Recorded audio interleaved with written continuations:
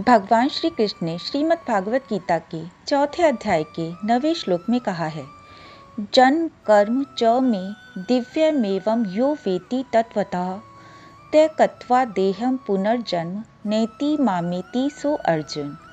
अर्थात, हे अर्जुन, मेरे जन्म और कर्म दिव्य हैं। जो इन्हें तत्व से जान लेता है वह शरीर को त्यागने के बाद पुनः जन्म नहीं लेता, अपितु मुझे प्राप्त होता है।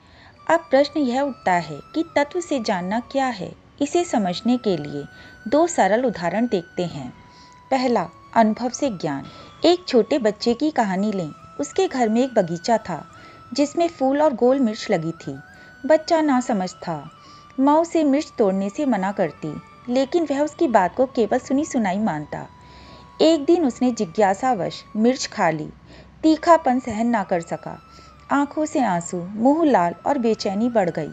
अब उसे समझ में आया कि मिर्च का स्वाद वास्तव में कैसा होता है। अब उसे दोबारा समझाने की जरूरत नहीं थी, क्योंकि उसने मिर्च के तत्व को अनुभव कर लिया था।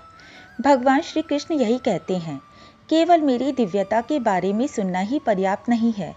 जब तक तुम इसे अपने जीवन में अनुभव नहीं करोगे, तब तक तत्व से नहीं जान पाओगे। अब जानते हैं दूसरे उदाहरण से। जब तक मनुष्य सुखी होता है, उसे संसार की वास्तविकता का ज्ञान नहीं होता, लेकिन जब वह गहरे दुखों और कठिनाइयों से गुजरता है, तब उसे संसार की अस्थिरता और रिश्तों की नश्वरता का बोध होता है। तब वह समझता है कि यह संसार अस्थायी है, मोह बंधन भ्रम है। यह वही स्थिति है जो हमें गीता में बताई गई है। केवल ग्रंथों में पढ़कर संसार को जानना पर्याप्त नहीं, जब तक जीवन स्वयं इसे अनुभव न कर ले। यह तत्व से जानना कहलाता है। अब जानते हैं ज्ञान मार्ग और भक्ति मार्ग। गीता में दो प्रमुख मार्ग बताए गए हैं। ज्ञान मार्ग, इसमें पहले सत्य को जानने की कोशिश की जाती है, फिर उसे स्वीकार किया जाता है।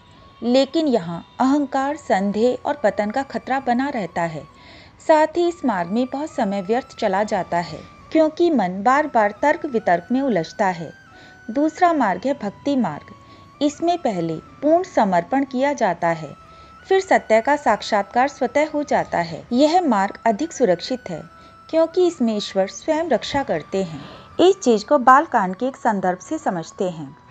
वाल्मीकि रामायण के बालकांड में घटना आती है जब कामदेव के बाणों से सभी ज्ञानी, ध्यानी और योगी विचलित हो गए।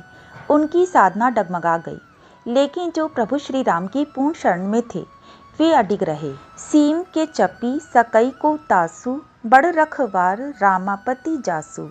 अर्थात जो भगवान के पूर्ण शरणागत थे, उन्हें कोई भी सांसारिक आकर्षण विचलित नहीं कर सका, क्योंकि उनकी रक्षा स्वयं श्री हरि कर रहे थे।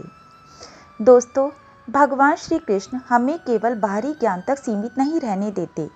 वे हमें प्रत्यक्ष अनुभव के माध्यम से सत्य को जानने के लिए प्रेरित करते हैं। जब तक आत्मा स्वयं अनुभव नहीं करती, तब तक वास्तविक ज्ञान नहीं होता। तत्व से जानने का अर्थ है सिर्फ मानना नहीं, बल्कि उसे अनुभव करके अपने भीतर स्थापित करना।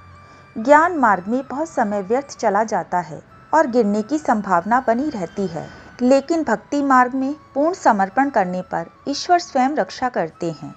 इसीलिए श्री कृष्ण के इस दिव्य संदेश को केवल पढ़ें नहीं, बल्कि अपने जीवन में अनुभव करें। यही तत्व ज्ञान की सच्ची प्राप्ति है। जय जय श्री राधे।